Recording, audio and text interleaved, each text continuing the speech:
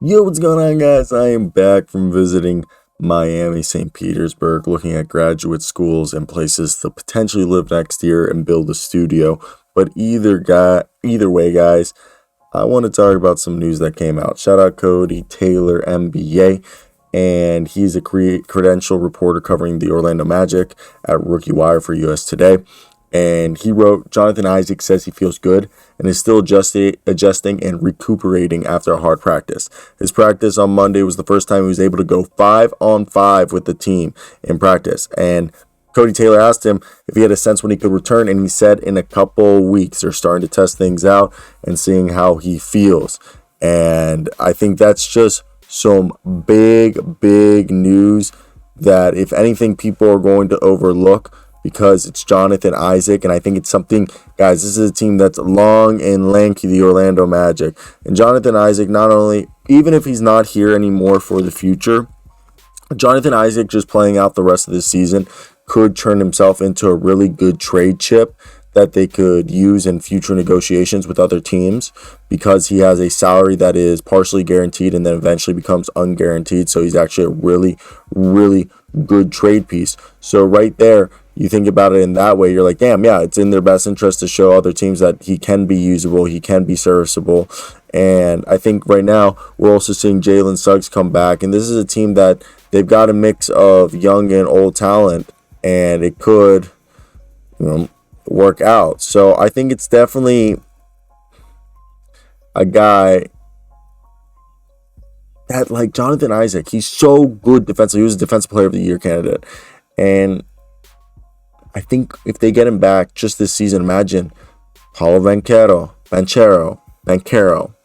whatever you want to call it, Banchero, Bol, Mo Bamba, Mo Wagner, all right, Wendell Carter Jr., Franz Wagner, all out there next to Isaac, who could return in a couple weeks. I think it's really cool that, that's something that could happen. I just see, like, even if he isn't here long term,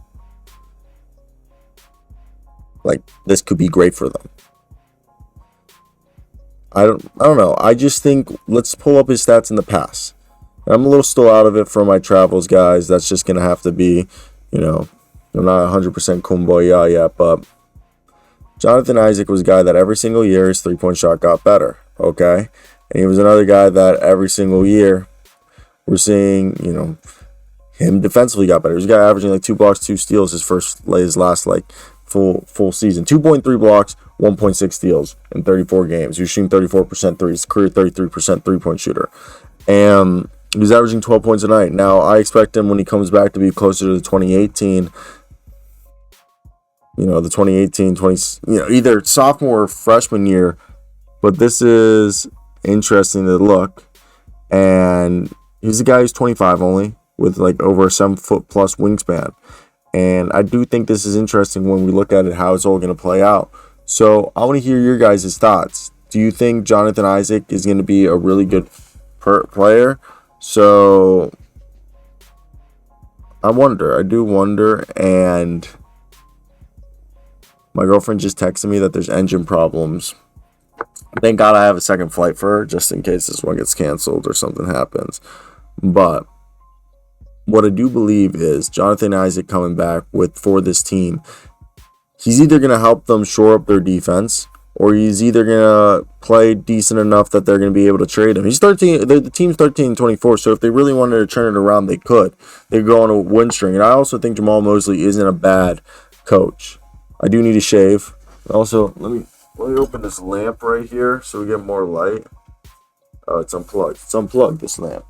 You guys are getting an extra from me, since that you guys go. You don't have to have me just randomly, lamp did not turn on. There we go. The lighting is so much more even now, and it makes my day. Last time, the lighting, just for half the video, lighting wasn't good. Now that's how you milk a video to 5 minutes. Also, I keep getting told that I look like a little Dicky.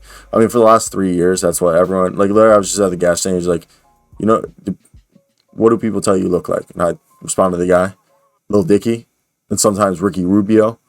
And he's like, damn, Lil Dicky off the bat. He's like, yeah, I get told all the time at bars, like once a week. Bye-bye. Bye.